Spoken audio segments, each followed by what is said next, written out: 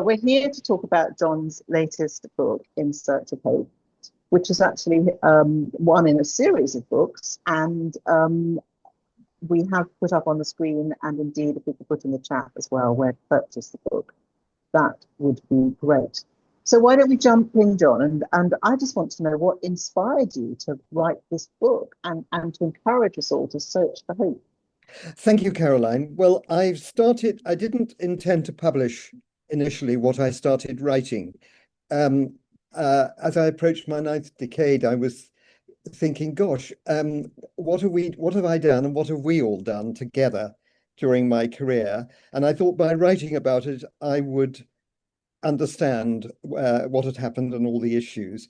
But it then became clear once I got to the years when I went to university that I wasn't writing about me. I was writing about us because I started comparing what it was to be a student in 1965 with now. And then I started connecting all the related issues.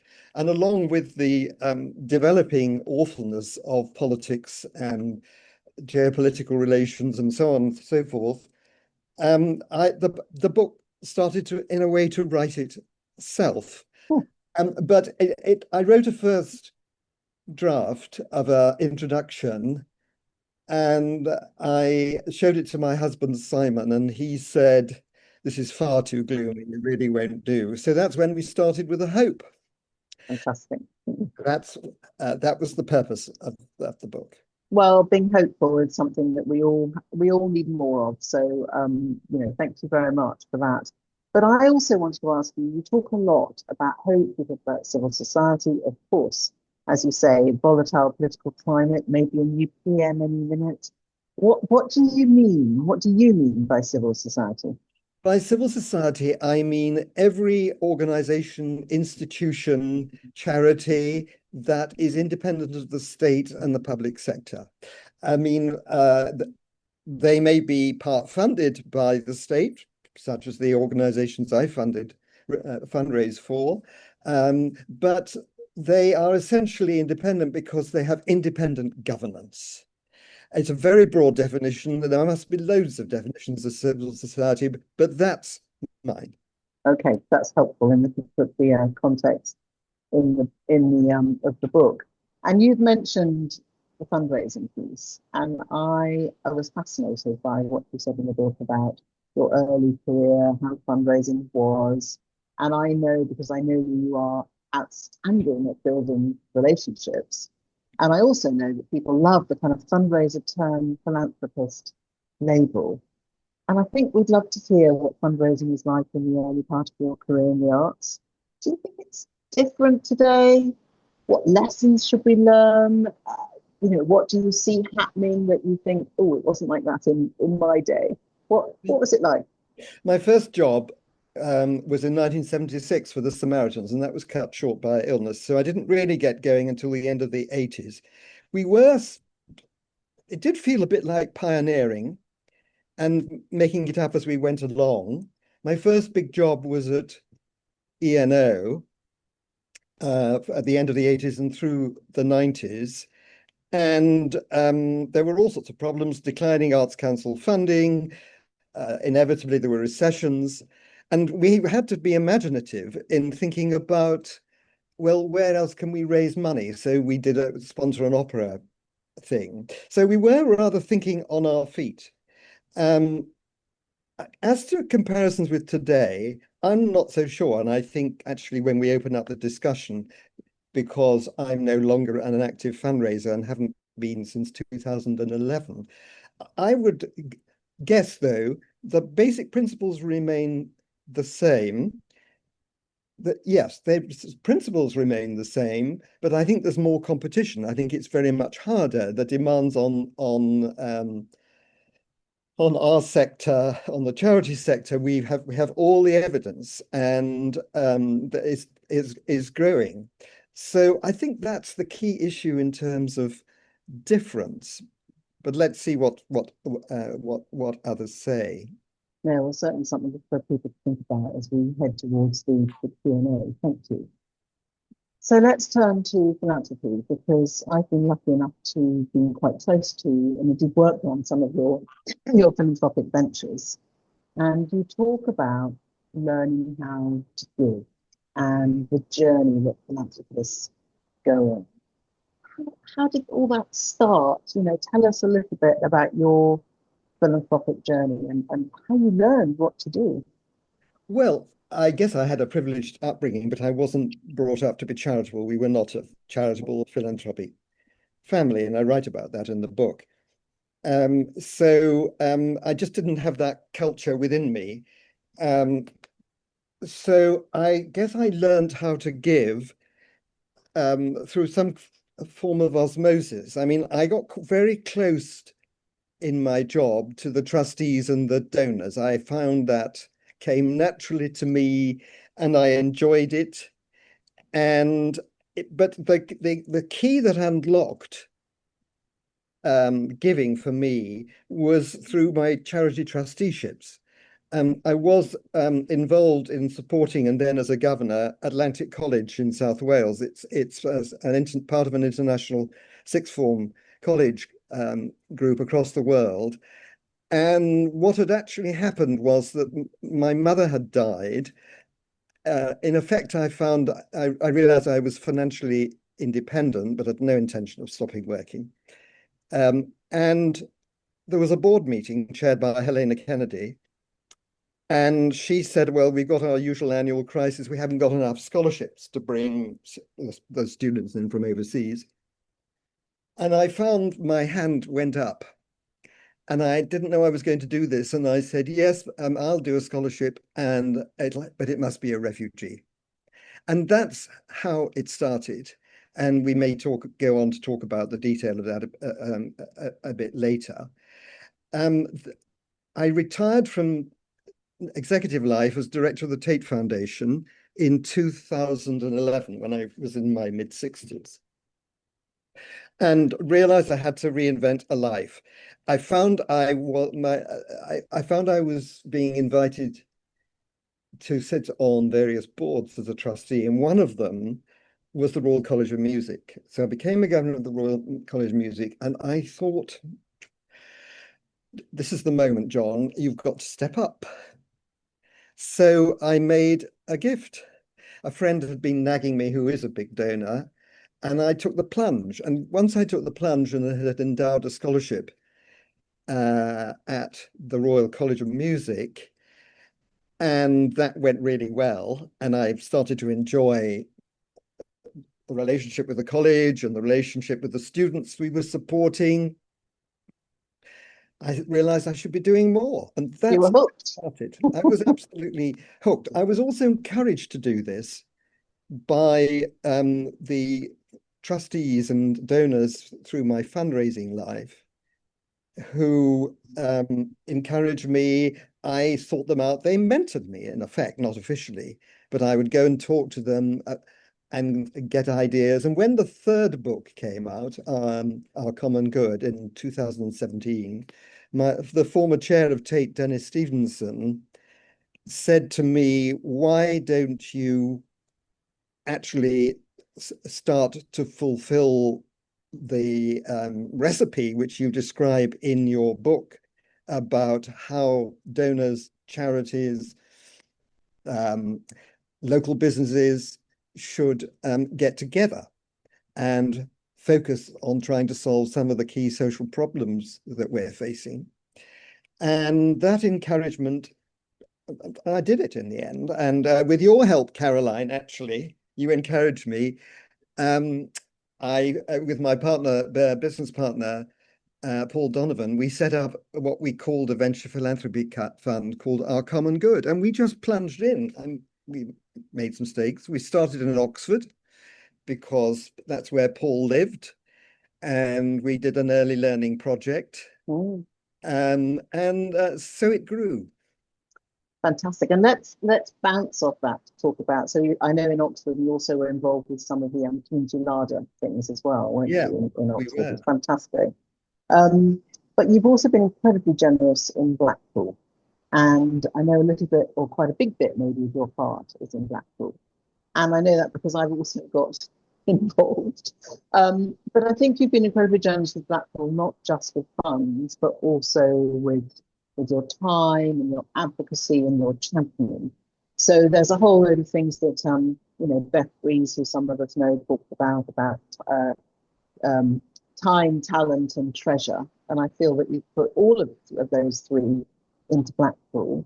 And what tell us about your connection there and what you're trying to achieve there?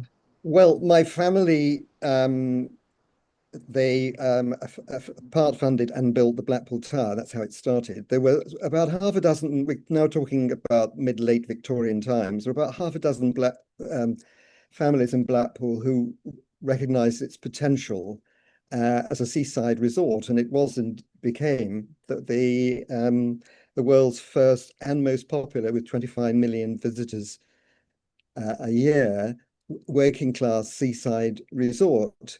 And at its peak, just after World War II, Walt Disney, who was setting up in California, sent a team to find out what Blackpool had done. So what did these people do? One of my ancestors on my father's side, Sir John Bickerstaff, who's my great uncle, had been mayor of Blackpool. He was a prosperous businessman, so he of course went to the World Fair in Paris in 1889 and saw the Eiffel Tower and said, well, we're going to have one. It was very difficult, but he became chairman of the Blackpool Tower Company and he made it happen. So that's the connection. I didn't know that was the story actually. I didn't know about, of course it's obvious, but I didn't know about the Eiffel Tower connection. That's Yes. brilliant. And what is it that you're funding and want to try and encourage more of, particularly in the context of the government's new interest in place-based living? And many of the people who are with us this morning will know Julia Cleverdon. And Julia got us involved in Blackpool. I don't know why, but there were a group of people, very ambitious people in Blackpool, who are absolutely determined to turn the place around and transform it economically and socially. And Julia got involved. This, of course, became a business in the community initiative. There's an absolutely outstanding local leader called Andy Charles. I mean, he is an absolute inspiration. And Andy got me involved by sending me an invitation in the form of a stick of rock, Blackpool Rock, to a dinner at the Guildhall, which was hosted by a man called Andrew Palmley, who was then the Lord Mayor, but was the son of Blackpool. And it was at that dinner that I got involved and asked to be an ambassador for Blackpool Pride of Place. So I got hooked in. And through getting hooked in, I got to meet Julia, and Julia was so appalled by what she found in just one ward in Blackpool after COVID. So in one ward of 12 streets, there were 400 young NEETs hiding in their bedroom. Just explain what a NEET is. Well, no education, training, employment. And they were in a terrible state. So Julia brought together all the people, health, education, employment, business, together, police, and one room. And everybody around that table had a different view of what the situation was in Blackpool and what the situation was in Claremont. And what Julia succeeded in doing so brilliantly was to make sure that everybody could see absolutely everything in the round and what needed to be done. The result was a pilot. They employed a very distinguished semi-retired youth worker who'd done a lot of work in Manchester to fund the pilot. And we all took a punt because we asked Richard, how are you going to start? And he said, well, I'm just going to walk the streets and talk to people. So I think £50,000 was needed. Paul and I contributed, along with Bill Holroyd, who was chair of Onside Youth Zones.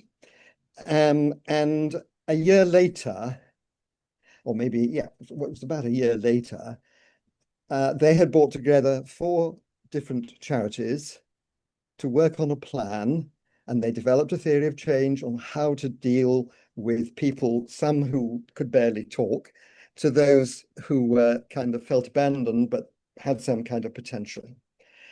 And that was so successful, and I think Paul and I put in a modest sum of £15,000. That pilot was so successful that the 4 charities got together and said, here is a programme for other wards in Blackpool, and that got lottery funding. And now there's a bid into government, because what we really want to do is not just go across the whole of Blackpool, but to go into other places where we can learn from that experience. I found this incredibly exciting, incredibly motivating, incredibly moving, and so much so that when I got involved with a creative education charity called Artists that works with primary schools who wanted to expand, they were limited to a modest number of schools in the UK.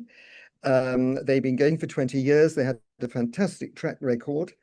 And Pro Bono Economics had done an analysis of the value of their work, so that of every pound spent, £32 came back. So everything was going for them.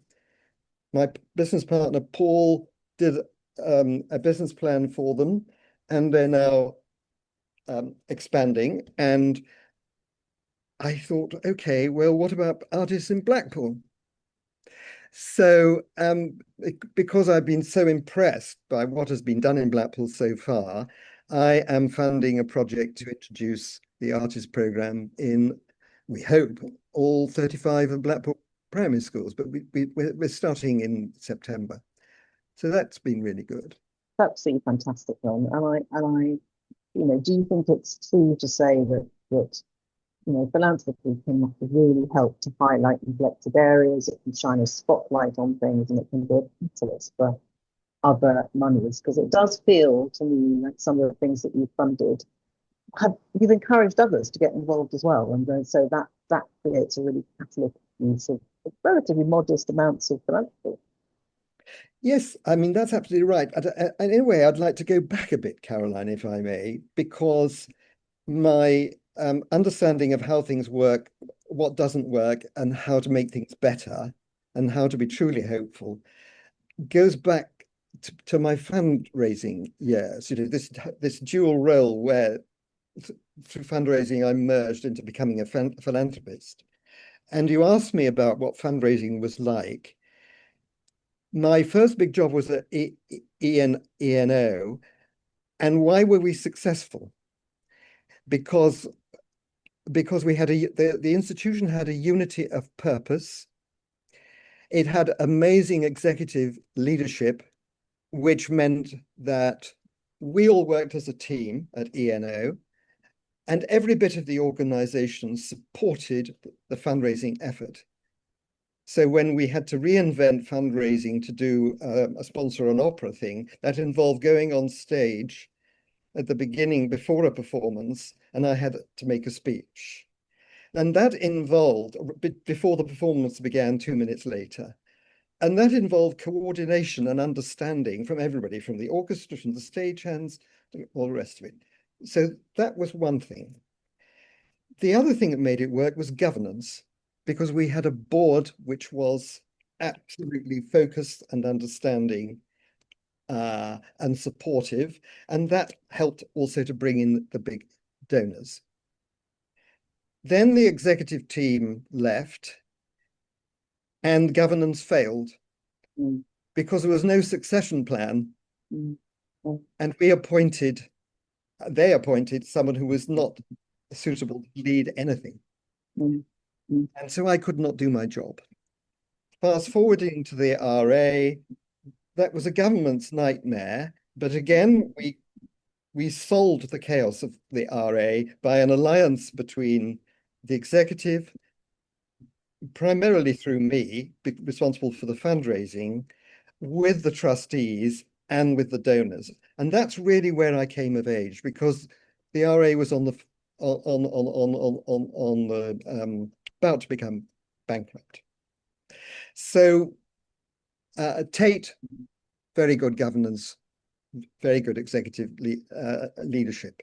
So as a donor, going back, we're talking about the philanthropy thing, I really saw the whole picture, and I did see the potential for private money really making a difference and really pioneering social change, which is what Paul and I were trying to do with our common good.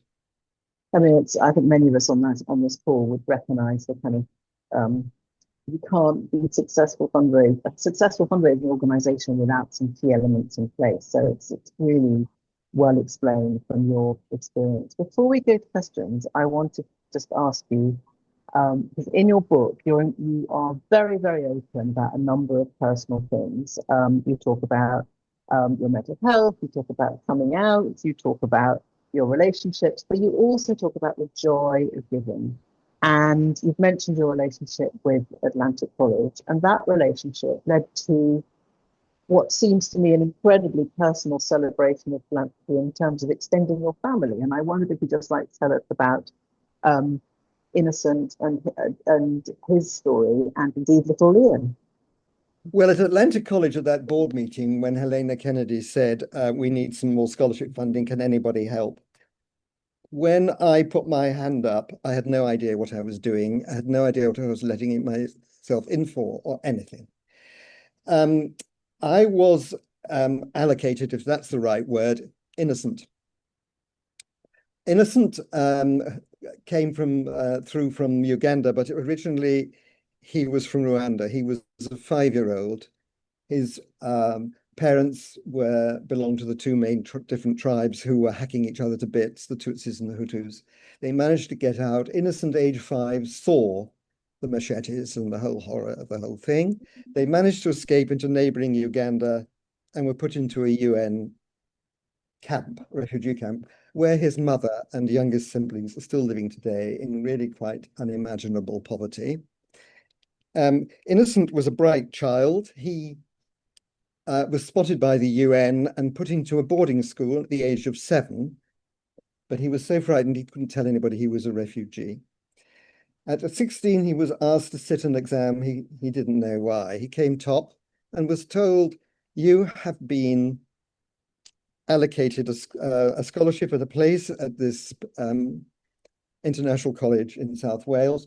You will be going in a few days' time, and you can't tell anybody, not even your parents, where you're going, because last year's successful candidate got murdered by a rival. So he arrives late, thanks to British immigration, but he arrives at Atlantic College in October of 2007, and I get a call from the development department, interestingly enough, to say, oh, Innocent's arrived, but he doesn't have very much, just really what he's standing up in. And I said, is there a policy? And it wasn't.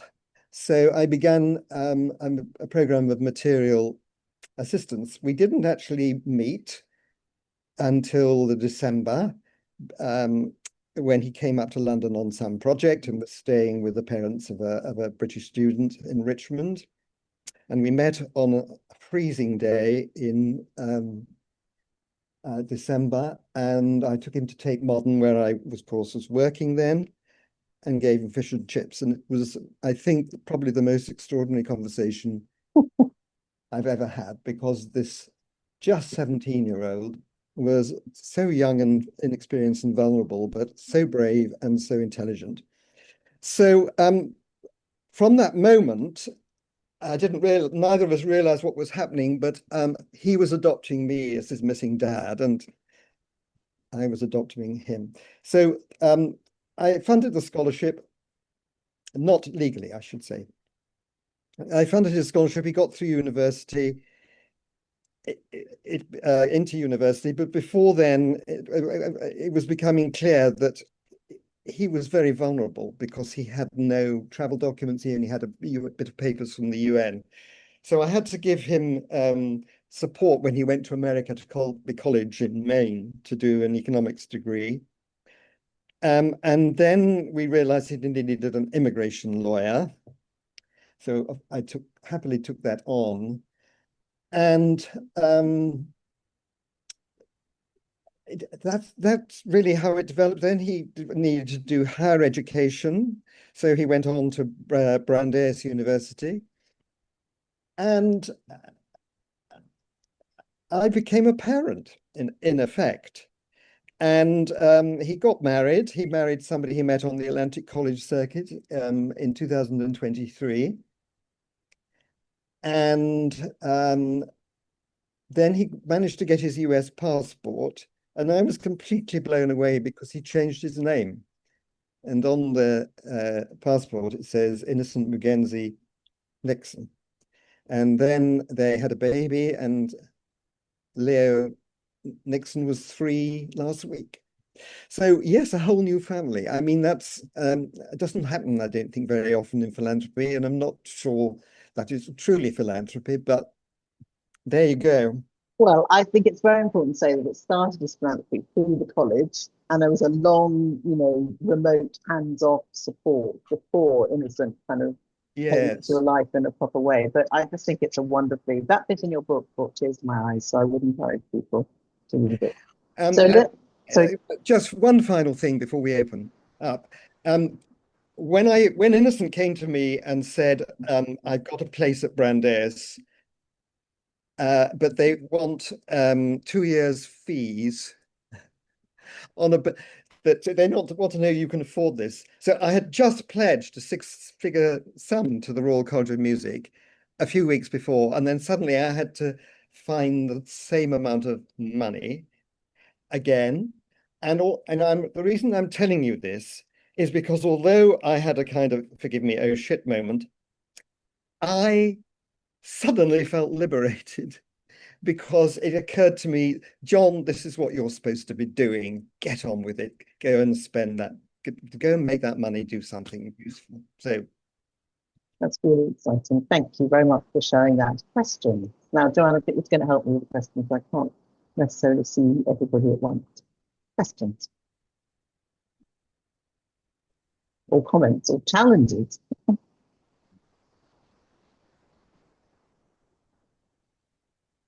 Laura, do you have a question, John? I mean, John, it's very inspirational and really great to hear your story. I suppose I'm interested to know, I mean, hope is a big word. What hope do you have for the future and where we are now? Do you feel as hopeful? If you were a fundraiser starting out today, would you feel as hopeful, or do you think you have to just find hope along the way? I think it would be very easy, wouldn't it be, to be defeatist from the headlines every a day.